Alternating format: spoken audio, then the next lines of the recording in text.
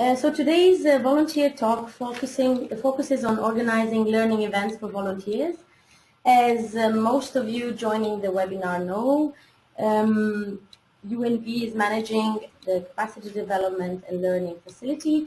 We also have among the staff on the line Marcia, who is there as a resource person to answer any questions related to the guidelines for the facility, the deadlines for applying, and so forth. So, without further ado, I'm passing the floor to Ulla.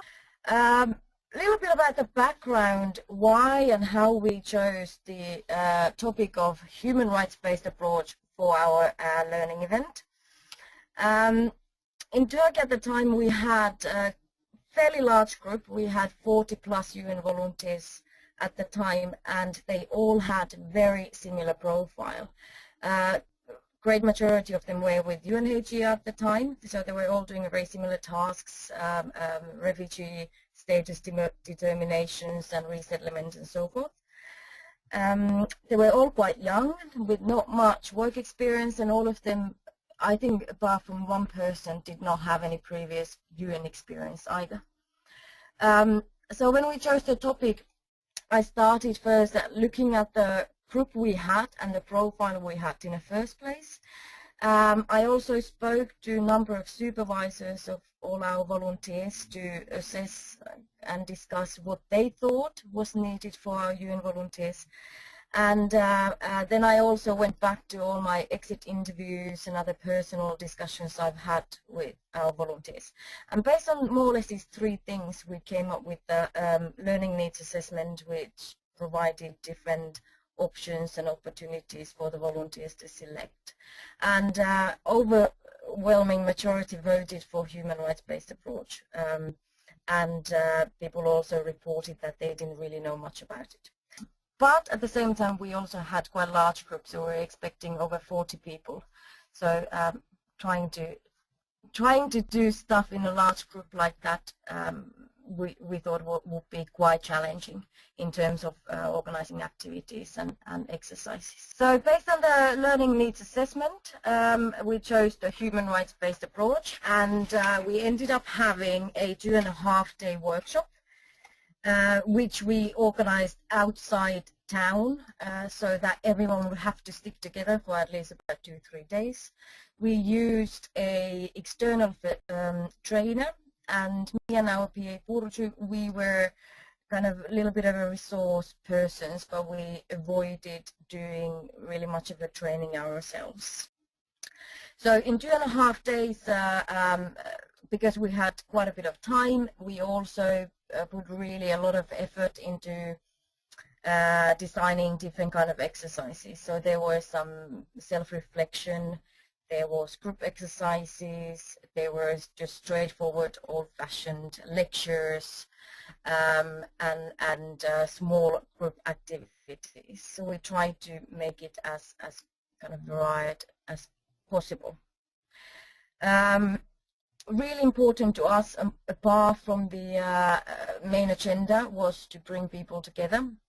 Like I said, a lot of our volunteers were in the same host agency, but they worked in different floors and levels. A lot of people didn't even know each other at all. Apart from being together and doing the HRPA, we also tried to collect a little bit of stories, i.e. what do people do in their daily work and how do they already apply, knowingly or not knowingly, human rights-based approach at their work. And the idea was, admittedly, it did not work that well, but the idea was that when people have to do their self-reflection on this, we could then collect those stories afterwards and create them into communication products and stories we could put in newsletters and so forth. However, we could not make it mandatory, so there was only a very limited number of people who were willing to kind of leave their stories with us that could have been worked on later on. We evaluated the event afterwards on terms of personal learning curve, as well as how well the event was itself organized. And then we also tried to collect ideas for additional learning needs and ideas that we could address, for example, the following year. Just a few lessons learned, and none of these have anything to do with the content itself, because I tried to pick up something that is useful to anyone, whatever you're planning to do for your learning event. First of all, when you use outside trainers, check and recheck the recommendations for these trainers. Are they really good? I must admit the biggest setback in our event was the fact that I did recheck our trainer's recommendations, and I found him through our civil society partners in the first place, but I never went to watch him in action, and it was a huge mistake. I should not have relied on recommendations. I wasn't happy with him at all personally, and we got fairly good feedback though, but had I been the participant myself, I would have been disappointed. So be really careful in when you're selecting your trainers. Also, if you can, use more than one trainer for different sessions. It's really nice. It brings a little bit of a liveliness to the program. Also, involve your UN volunteers, not just in terms of assessing their own learning, but also get them involved in planning the event. And if you can, use them somehow in co-facilitation. While you want all the volunteers, of course, to be there as learners and learn something new, you're bound to have a bunch of people with loads of skills and knowledge themselves. So take advantage of that. And as you do that, you might actually kind of bring a little bit of a building blocks for future collaboration between those agencies where these volunteers are hosted. Do not underestimate the power of bonding. It's really, really important to be together. And for the follow-up, POs, they come and go. I did leave Turkey very quickly after this event as well. And I'm not sure if our follow-up really happened that effectively afterwards. And it was a little bit of, I suppose, my fault. So plan a follow-up after the event, which is really easy for anyone to implement, new PO or PA, whoever is there, but they can easily just grab onto the topic and get it done. I'm passing now the floor on to Kata, who will present their experience with the CDLF event. Okay, so Goma, the east of the DRC, is a big hub for NGOs, local and international. And it has a big civil society of all kind of organizations working on all kind of projects that we picked up on. And also Goma has become the largest host of UNVs because the mission moved to the east. So now we have 170, 180 UN volunteers in Goma only. And we thought that it would be a good idea to match these people because these two communities have different sets of skills and expertise. And that would be a great idea to match UN volunteers who have probably a more theoretical background in projects and people who know the local scene. So we asked our UN volunteers to find local partners. We have a whole list of local organizations with all kinds of topics they work on, and we asked them to team up with a local partner and then join our training together. And then we provided a 5-day classroom training in project management and fundraising with the idea that they have at least one project identified that they will be working on together after the training. And what we didn't expect is that it wasn't only a cooperation between one UN volunteer and the partner, but also the teams that met during the training started working together because they work in similar fields. Okay, so the event itself took place first week of November. We contracted one local training company and a local consultant. The organization was largely supported by the Vision Training Center and the UNV field unit. But as Ulla said, we were more resource persons than trainers ourselves, apart from the Public Information Officer who gave a short briefing on promotion of volunteerism and our UNV Programme Officer who gave a brief overview on online volunteering. After the 5 days, we gave them a timeline on the project and the follow-up they had to submit and resubmit, and we also gave them a timeline of the events the UNV field unit is organizing in case they would like to participate with their newly found partners. So when they left the training, they all submitted a description of the project they will be working on together, so one UN volunteer and their partner, and also an action plan as to how to proceed. Some of them were already present with their ongoing project on the International Volunteers Day in December, and after that they started submitting their quarterly follow-up reports. And at the end of the year, because we've given them a 12-month deadline to complete at least one project, because of course we didn't limit their cooperation to one project only, but we need a follow-up and final report evaluation at the end of 12 months on at least one project. And I'm very happy that Ulla said the same, because we also experienced a very similar problem with the quality of the training. We had two different providers. One of them for the project management was a trainer from a training company who they provide off-the-shelf products, both in English and French, and they were also able to custom tailor it for our needs. The training was here delivered in French. On the other hand, the local consultant who was also recommended by the local civil society and other NGOs he's worked for before, I think it was partially our fault that we didn't really give him very clear requirements, and the quality of the training didn't really meet our requirements. However, same thing as Ulla said, the participants gave rather positive feedback, but us personally, we weren't really happy with the quality and the format of the training provided. Another difficulty we've had is to mobilize the UN volunteers. We don't really know why. It's probably because they are in so large numbers here. They are basically blended in mission personnel. So it's really difficult to make them aware of the differences of their own assignment, and it's even more difficult to make their chiefs aware of differences. So we had to do some door-to-door soliciting and convincing people to actually come to the training, and then when there, it was very visible who were the UN volunteers who actually volunteered to do the training and the partnership, and who were those who were just there on a why not basis. And I can see that also in the ongoing project. So it was difficult to find 10 UN volunteers who could be present for 5 days.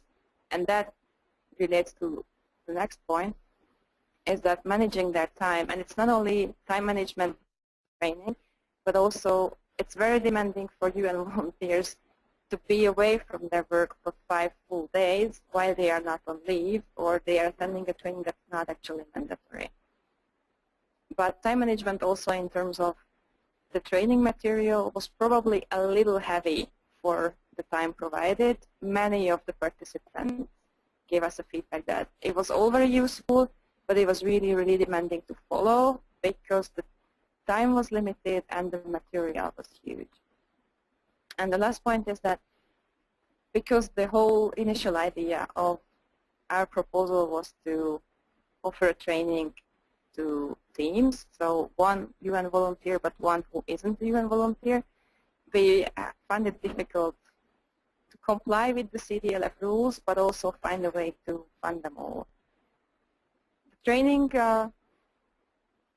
training itself wasn't that much of a problem because the companies usually they charge per trainer and they just give a limit on the number of participants, but for them it makes no difference if it's a UN volunteer or a local partner.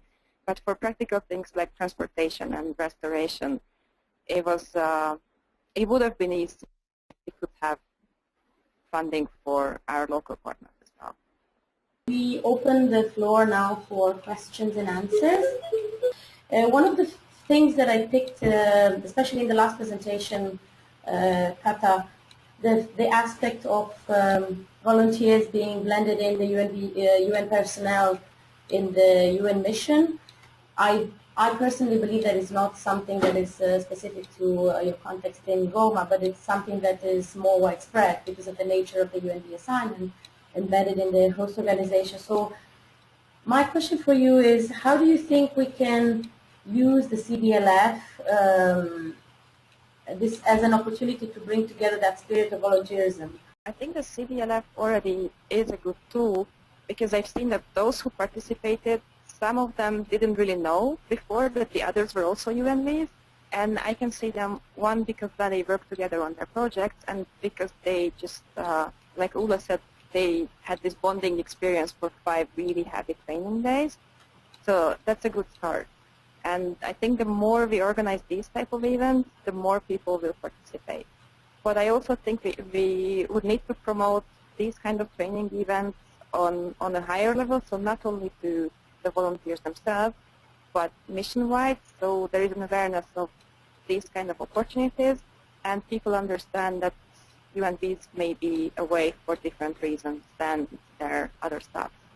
I kind of totally agree that getting people to feel that they are part of a bigger family, part of the kind of this force of volunteers is the best we can do, because if we get each and every UN volunteer to tell in different networks and in their everyday work that I am a UN volunteer who is gender advisor here and here, and this is what I do for work. That's the best way for to promote volunteerism in general.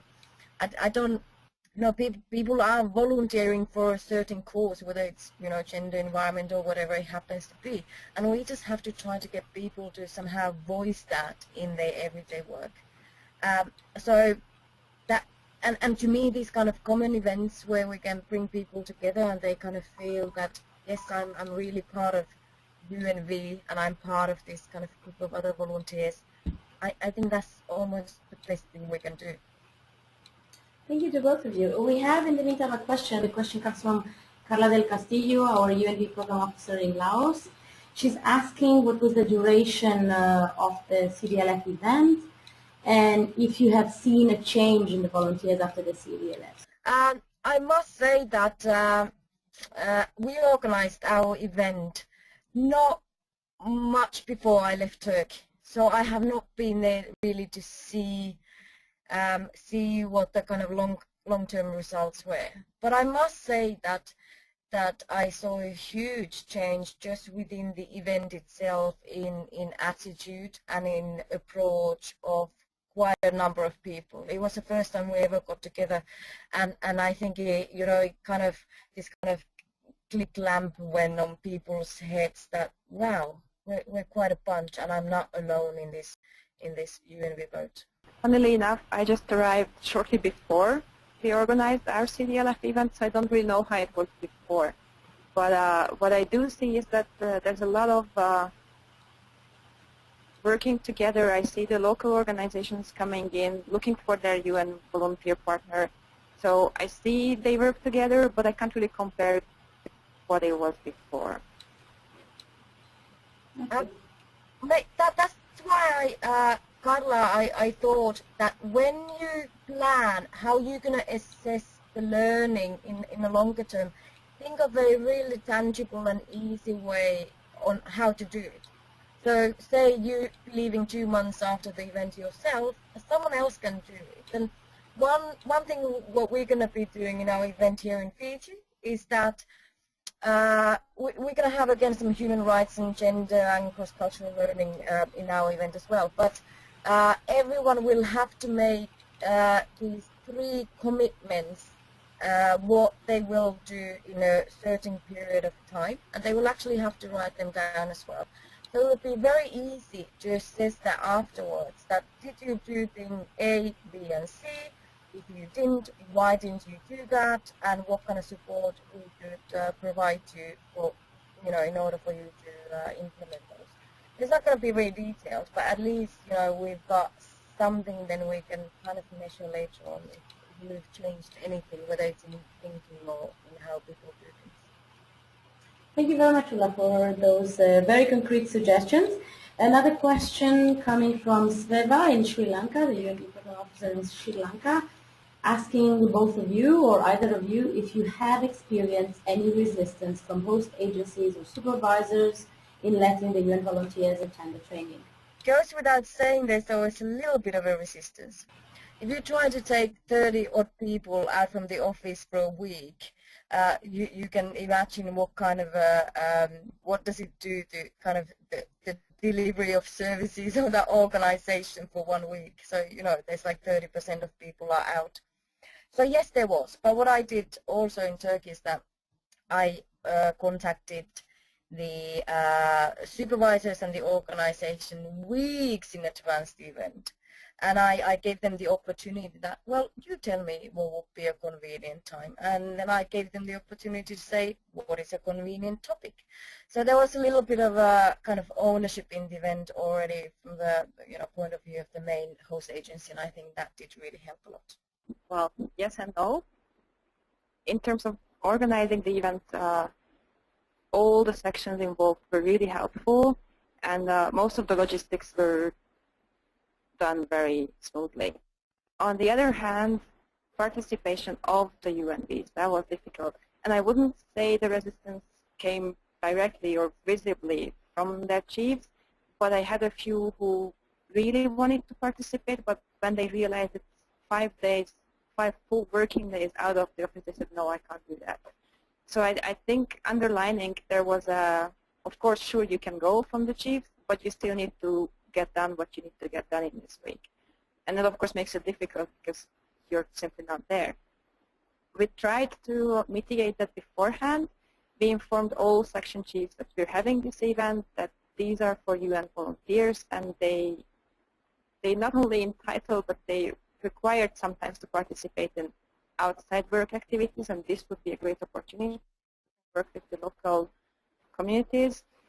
And we only needed 10 people, and that was difficult to end up with the 10 at the end. Kata, you mentioned the CDLF rules, and since we have the opportunity to have Marcia online, I wanted to ask her maybe to give two to three advices to those colleagues who are considering applying or submitting proposals for the CDLF events.